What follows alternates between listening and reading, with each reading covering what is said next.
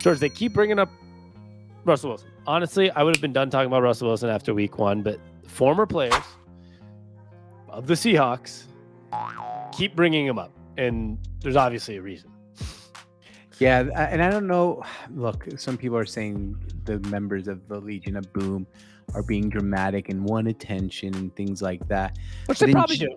Which they might, but you don't see too much. Like, it's a Super Bowl winning quarterback. I don't have Matt Ryan left the Falcons. We don't have leaks out of Atlanta about their former MVP. I got a way better example. Tom Brady left. Tom Brady. Yeah, Tom Brady. I was going to get to him. Tom Brady left New England. You've seen quarterbacks leave before, and you don't see this type of comments from teammates. And it's very Aaron Rodgers-esque. He's the only teammate that I feel like that's a quarterback that people go back and talk about in a negative light. And that's just weird because a lot of Seahawks fans, both of us included, always, compared Russ and Aaron Rodgers. I guess that's his most natural rival, right? Because they're both NFC quarterbacks, met multiple times in the playoffs and regular season, and they don't like each other.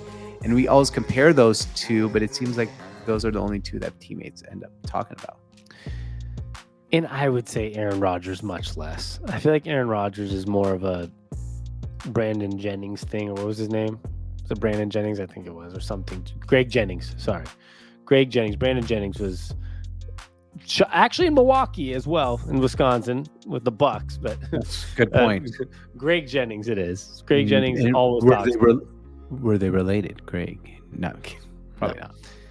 But I think the Russell Wilson stuff's a little more unique than that, because Aaron Rodgers, there's also a lot of players that are like, I love him. I feel like outside of DK Metcalf, Robert Turbin, and Tyler Lockett, I don't know if I've heard much love of Russell Wilson or posts of him with teammates or whatever. You had guys that never showed up back to Seattle, like Richard Sherman, and Doug Baldwin was on the field, and Cam Chancellor, and all these dudes like Michael Bennett, and all of a sudden you were hearing on podcasts about how Pete Carroll used to favor the guy and never hold him accountable, and Doug Baldwin posting the princess thing, after the princess cheerleader after beating him. It seems like there's a weird grudge with this guy. There's one thing for sure, and whether we saw some offensive players attack him, whatever. The defense, there's no one on the defense who seemed that liked him. We haven't seen one defensive guy on the team step up really, other than Bobby Wagner, but that was kind of right before he left. But no one's really standing up to him for him right now. That's true.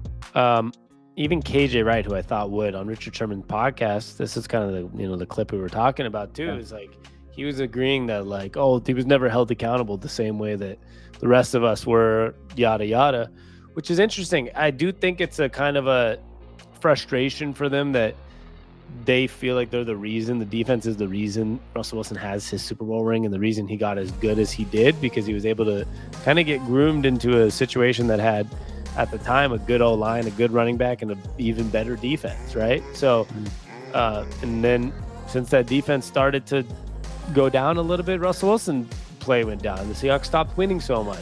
So I feel like they feel like they're not getting enough credit, and it's just odd. I don't know. It's weird to see this much hate for, a guy that, is a good dude, according to a lot of people, and seems like a nice guy. I know he can be corny, whatever, but it doesn't seem like he's super hated off the field. It just seems like the Seahawks defense guys are screw this dude. But yeah. I don't think there's enough blame on Pete Carroll, because a lot of people keep saying Pete Carroll treated him different, and it seems like the guys don't care about that though. Yeah, it seems like, we can talk about that for a second, but I do want to say, whether or not he's hated, there's one thing for sure. It doesn't seem that he's universally loved.